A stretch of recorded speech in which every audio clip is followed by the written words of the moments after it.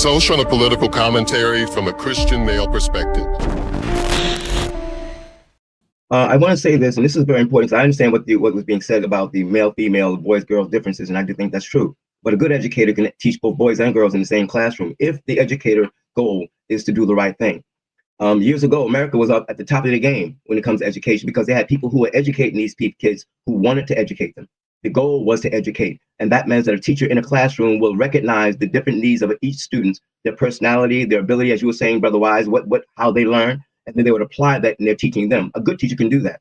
I remember I used to listen to Black Radio when I was younger, years ago, being a part of KISS FM and WBLS, and there was this Black teacher who took inner city kids who were failing in math, could not do math at all, and he taught them math. He said he can do it to any kid. And the point is that if you have a good educator who wants to do his job right, it can be done. You have a lot of people with agendas who don't care about the education of the people. They want to make money. The Common Core thing that came about, that was money. That was about money. That was not about educating kids. And so we have to understand that, again, the public's responsibility is to hold these educators accountable and identify the ones who are not really trying to educate the kids, but are trying to just use them for making money or for whatever agenda they have.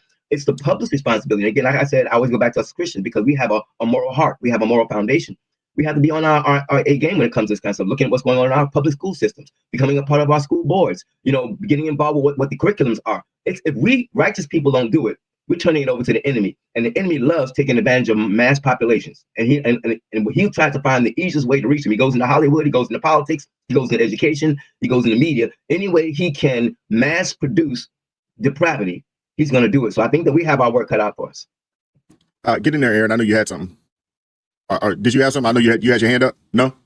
Yeah, but I forgot what it was. But this is so touching for me. All of what y'all talking about is just bringing me back.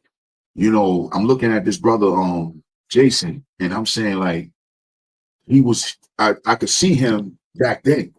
I don't know if I'm explaining it right, but I could see him back then. And he was one of the kind of people that I would connect with, guys like myself. Because by the time I got to high school, they had here in New York City, they had what they call 600 schools for all boys. Oh wow. It was behavioral. It was a behavioral thing. They used to call it criminal high school or alternative schools, essentially. Yeah, basically that's what it was. But it was no girls. So when y'all was talking about that, it struck me. I'm like, wow, they really talking about something because, yeah, like the young lady was saying, what's her name? What's the mathematician here? Oh, Mika. She was saying that about the how boys are more active, they move, they get to move, and that resonated with me because the women, there were a few. Let me say this to y'all. The reason why I was so rebellious against the education, I remember I was in 3rd grade. I was always a shy person, and teacher asked me to go up to the board and do something. It was a math thing. Example that I was supposed to, get the answer for. But I was so shy that I was scared when I got up there. This woman took her foot and kicked me in my rear end. I started crying. I never went home and told my mother because for some reason I was scared to tell my mother because in the back of my mind, I said, I know what she's going to do. And, just like Minister Denzel just laughed, the class laughed at me. And I never wanted to go back up to the blackboard again. And that stuck with me from that time all the way up. Now there's a girl, I want to say this to this, what's her name? One of your people, Wise, West Virginia something, mother. Oh, West Virginia Wire. Yeah. She be coming for me, man. It's all good though. But this is a very, even though this is not my lane, this is a very touching conversation for me, and I appreciate all of y'all input. Can I say that? Now I got one last question, but go ahead, Minister Denzel. Yeah, I'm glad that he brought up what he said about the abuse of teachers. Like I said before, again, the teachers that you have will make a big difference in your life. And you're absolutely right. Now, he said that his teacher kicked him. My teacher, when I was in the 9th grade and 10th grade, I was proficient in math. I was at the top of my game. In fact, me and another black brother were the best in math in our class. Do you know when I left the 10th grade, the 11th and 12th grade, I got no more math? I don't think that was an accident. They completely took math off of my board from 11th grade and 12th grade, and I lost interest in math. So trust me, there are people who are orchestrating these things. They don't want you to learn certain things. They won't teach it to you, or they'll abuse you, and they'll prevent you from or discourage you from learning. And the brother's absolutely right. Again, we parents have to be responsible for recognizing the kind of quality teachers that are over their children. Being involved is very important. Getting to know them and what they're doing. Nothing takes the place of that, because when you have the right person doing the teaching, everything goes very well. No, I would agree with you there. I think teachers are extremely important. Good teachers are extremely important. I think the problem is, one of the problems that we have right now is you'll have people go to college, fail at whatever they thought they wanted to do, and then they'll say, I'll just go and be a teacher. I know a few people like that Yes, sir. they tried something else, it didn't work out for them, and I'll just go be a teacher.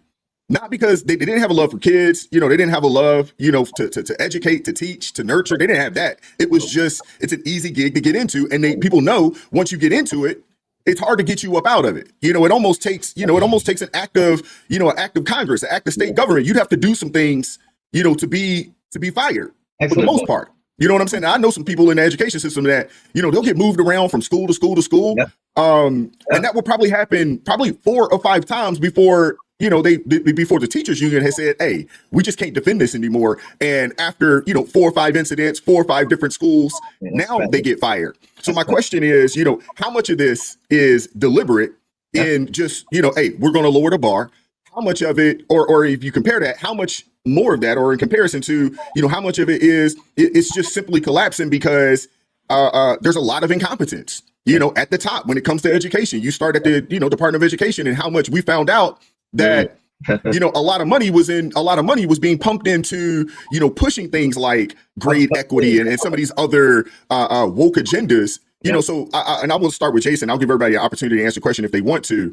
But how much of it is them just systematically just lowering the bar with the hopes that what Minister Denzel said, hey, indoctrination, full control of the masses, because they're playing the long game. And we know that this is what, these socialist Marxists do. They play the long game. Oh, yeah. Or how much is it just incompetence, from those up top, or is it a combination of the two? Yeah. No, it's intentional. I'll give you intentional for 200. It's intentional. But I want to encourage parents and family members and such like that are watching the chat. You can derail this. Yes. You can be you can throw a wrench in the machine very simply. And I said it earlier, I'm going to add to it. Talk to your children. Just have dialogue and conversation with your children, as well as fill your house with books. Yes. I mean, fill it up full of books. If you have 9 TVs in your house, you need to have 900 books in your house. Like, just fill your house up full of books. And please do not be afraid of comic books. We were mentioning comics earlier. Yeah. These are just my little solutions as a former educator. Comic books from the 80s were written at a higher level than your local newspaper were. Yes, they were. And I don't vouch for anything in the 2000s. In the 2000 teens, I don't vouch for it. Go back to your old 80s, 90s comic books. The old comic books, yeah.